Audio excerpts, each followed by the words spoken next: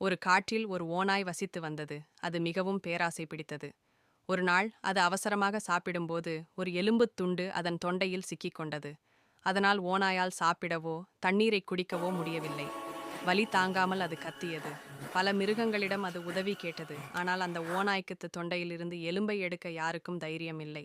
கடைசியில் ஒரு கொக்கு அந்த வழியே வந்தது.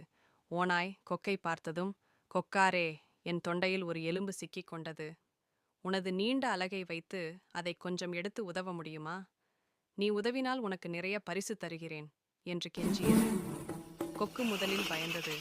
ஓநாயின் வாய் எவ்வளவு ஆபத்தானது என்று அதற்கு தெரியும். ஆனால் அதன் துன்பத்தை பார்த்த கொக்கு உதவி செய்ய தீர்மானித்தது. கொக்கு மிகவும் கவனமாக தன் நீண்ட அலகை ஓநாயின் வாய்க்குள் நுழைத்தது. கொஞ்சம் கொஞ்சமாக தொண்டையில் சிக்கியிருந்த எலும்பை அது வெளியே எடுத்தது. ஓநாய் நிம்மதி பெருமூச்சு விட்டது. அதன் வலி நீங்கியது. நன்றி ஓநாய் நண்பா, இப்போது நீங்கள் எனக்குச் சொன்ன பரிசை கொடுங்கள் என்று கொக்கு கேட்டது. ஓநாய் கோபத்துடன் சிரித்து, என்னது பரிசா?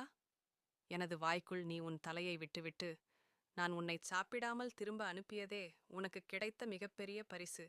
இதைவிட வேறு என்ன பரிசு வேண்டும் என்று கேட்டது. கொக்கு தான் ஏமாற்றப்பட்டதை உணர்ந்தது. ஆனால் நன்றியில்லாத பேராசை கொண்டவர்களிடம் இருந்து விலகியிருப்பதுதான் புத்திசாலித்தனம் என்று உணர்ந்து அங்கிருந்து அமைதியாக பறந்து சென்றது.